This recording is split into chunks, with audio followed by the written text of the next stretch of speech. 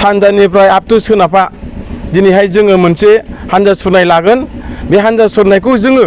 थाबैनो बे जोंनि मोनफ्रोमबो जिल्ला दाफुंना लानो हाखांजोबखांनायनि उनावनो जोंनि बे हाबाफारिखौ लानाय जागोन।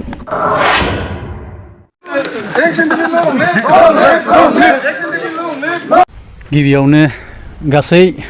नायगिरि आरो जोंनि हालामनि गासै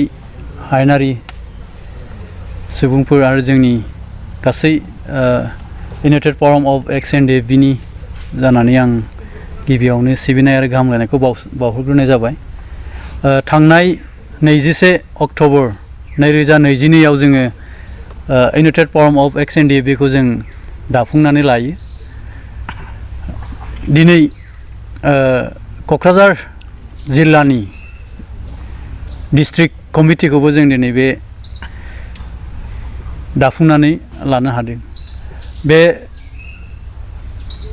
United forum of ex NDFB Kokrajhar district हिसाबै जोङो आफादगिरि हिसाबै बिथां आगुस्टिन बरगयारि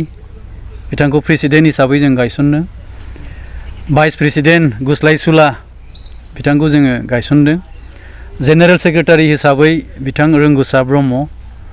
आरो एसिस्टेन्ट जेनेरेल सेक्रेटारि हिसाबै बुरबन्न मुसाहारि आरो अर्गानाइजिं सेक्रेटारि हिसाबै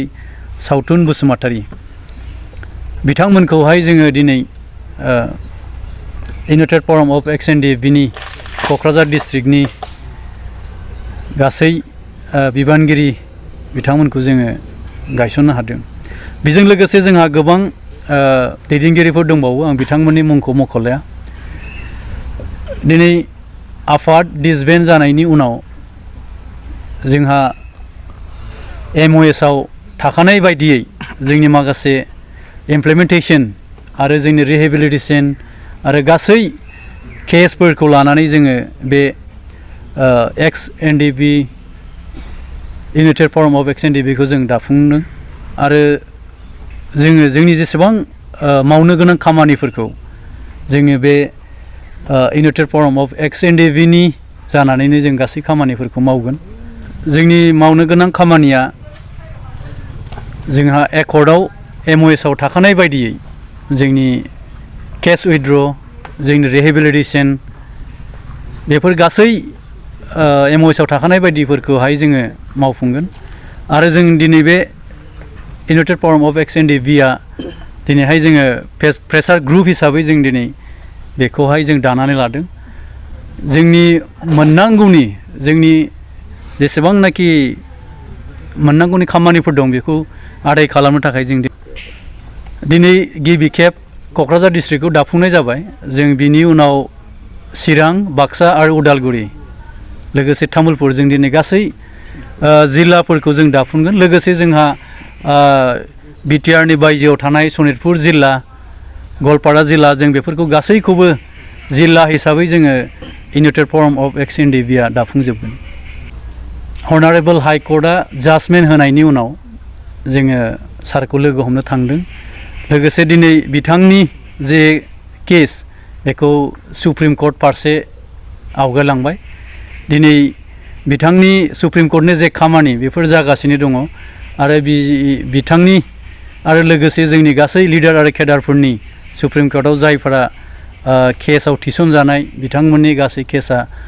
पजिटिभ जागोन होननानै आङो मिजिंथिदों। लोगोसे government of India and government of Assam लोगोसे गभर्नमेन्ट अफ BTR बेफोरखौ जोङो आफादनि जानानै एपिल खालामदों। जोङो दिनै बेखौनो फोरमायनो लुबैदों जे गोदोबो आफादा मोनसेल'मोन, नाथाय दिनै फैयै फैयै फैनानै जों दिनै मोनसेयावनो आगान सुरफिनदों। मानो होननानै बुङोबा जों दिनै डेम'क्रेटिक भाबै जोंनि जेसेबां खामानिफोर थालांनाय दं बेफोरखौ मावफुंनो थाखाय जों दिनै डेम'क्रेटिक प्रसेसैनो जों खामानिफोरखौ मावलांजोबगोन। थांनाय 21 अक्ट'बर 2022 चिरां जिल्ला गलामगुरि मोनसे फार्म हाउसावहाय गोरोबथा फार्म हाउसावहाय जोङो मोनसे एक्स NDFB आ सेन्ट्रेल हिसाबै united forum of ex NDFB हिसाबै दानानै लाबाय बा जों दाफुंनो हाबाय। बे ex NDFB united forum of ex NDFB नि जितु थांखि बे दानायनि जितु मावनांगौ खामानि बेनो जाहैबाय जोंहा एक्स एनडिएफबि हिसाबै गोबाव सम आखायाव हाथियार लाखांनायनि उनावहाय गोबां दल संगठननि गेजेरजों मिलायलायनायनि गेजेरजों जोङो थांनाय 2020 27 जानुवारियाव मोनसे बिथा रेकर्ड जालांबाय बे बिथा रेकर्ड जाखांनायनि उनावहाय भारत सरकार आरो आसाम सरकारा जोंनिफ्राय जिखिनि मोननांगौ जोंनिफ्राय जि होनांगौ बिथांमोना दिनै लाना थांबाय बा जों मावफुंजोब्बाय नाथाय एक्स एनडिएफबि हिसाबै दिनैहाय जोंनि जेनिखि सरकारनिफ्राय आदाय खालामनांगौ बा मोननांगौ बे बुस्थुआ दिनैहाय स्पष्ट हिसाबै जों मोनफुंजोबनो हायाखै दा मोनफुंजोबनाय खामानिया जाहैबाय जोंहा दिनै 30 बोसोर दावहा नांनायावहाय एक्स एनडिएफबि नि नामावहाय जेरैहाय गोबां मुंख्लंफोर जालांबाय बिथांमोननि मुङाव जों एक्सक्यूज होनो हायाखै दा बेफोरबायदि माखासे हाबाफारिखौ मावफुंनो थाखाय दिनै नैबे इउनाइटेड फराम एक्स एनडिएफबि खौ जों दाना लादों आरो रिहेबिलिटेसना दिनै जाफुंजोबनो हायाखै आरो जोंहा रन्जन दैमारि सारखौ लाफानानै गोबां लिडार केडार्स 58 जन दिनैहाय जेलाव दङ आरो केस दङ बेफोरखौ दिनै नांगौ बायदि समाव जोङो सरकारनिफ्राय जोङो मावफुंनायखौ जों नुवाखै दा बेफोरबायदि माखासे समस्याखौहाय जोङो प्रेसार होनो थाखाय जोङो मदद होलांनो थाखाय दिनै नैबे टीमखौ दानानै लानाय जादों आरो बेल' नङा दिनै जोंहा एक्स एनडिएफबि हिसाबै गोबां दिनै माखासे बैसो थानाय सेंग्रा लाइमोनफोर दङ बिथांमोननि मुङाव जाहाथे जों मोनसे मोजां जब मोननो हायो बेफोरनि सायावबो जोंहा गोबां खामानि मावनांगौ दङ आरो जोंहा थैनानै थांनाय मुंख्लंफोरनि मुङावहाय सेमेट्रि जे मुंख्लं खाम्फा दिनै बेफोरखौ जों मोनफुंनो हायाखै बेफोरखौ जों मावफुंनो हायाब्ला जों एक्स एनडिएफबि हिसाबै 30 बोसोर दावहा नांनायाव मोनसे जारिमिन हिसाबै थालांनाय नङा दा बेफोरखौ मावफुंनांगौ सार्थआवनो दिनै जोङो गोबांथार खामानि थानाय हिसाबै दिनै जों एक्स एनडिएफबि बै समाव ज' गैयामोन आलादा आलादामोन नाथाय बै समावहाय आफादा मोनसेल'मोन नाथाय दिनैहाय जों ज' जाफिननानै नैबे जोंनि गिदिरथार समस्या एक्स एनडिएफबि एकर्डनि उनाव थालांनाय बे समस्याखौ मावफुंनांगौ सार्थआव दिनै जोङो एक्स एनडिएफबि मिरु दाखांनायनि उनाव दिनै आरोबाव नैबे क'क्राझार जिल्ला गिबि खेब हिसाबै जोङो दिनैहाय जिल्ला इउनाइटेड फराम एक्स एनडिएफबि दिनै जोंनि बर'निनो मोनसे फरायसा आफाद दुलाराय बर' फरायसा आफादा दिनै साननैसो सिगाङावहाय बिथांमोना मोनसे मा होनो एवारनेस प्रग्राम दिनै बिथांमोना बे एवारनेस प्रग्रामनि गेजेरजों दिनै एनडिएफबि नि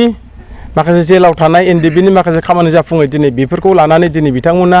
साइकेल रेलि बा बाइक रेलि खालामदों आरो दिनै जोंनि समाजनि गेजेराव लाइमोन सेंग्रा सिख्लाफ्रा बैसो जायालासिनो हाबा जानाय एन्टि ससियेल खामानि बेफोरखौ दिनैहाय होबथानाय आरो गुबुन गुबुन हारिनि जाथिनि बे बिटार ओनसोलनि जाथि जनगोष्ठीनि मोजांनि थाखाय जितु खामानि मावदों बेवहाय जोंहा जेबो बुंनांगौ गैया बिथांमोननि जिखिनि खामानि मावनाय बेखौ जों वेलकाम खालामगोन आरो बिथांमोना बेल' नङा हायोबा दिनैहाय नेसनेल हाइवे फैनांगोन गोबांथार खामानि जायाखै बेफोरखौ मावफुंनो थाखाय जे जायगायाव नोङो मोनब्रै ग्रुपजोंहाय मोनसे एकर्ड खालामदोंमोन जेरै इउपिपिअ एक्स एनडिएफबि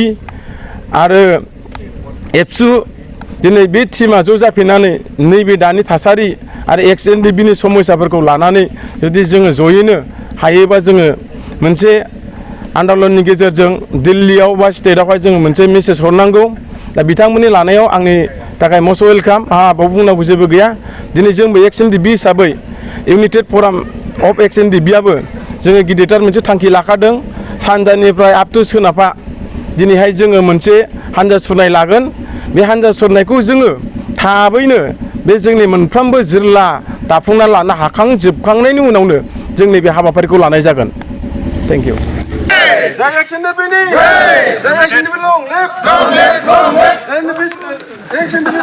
Long live!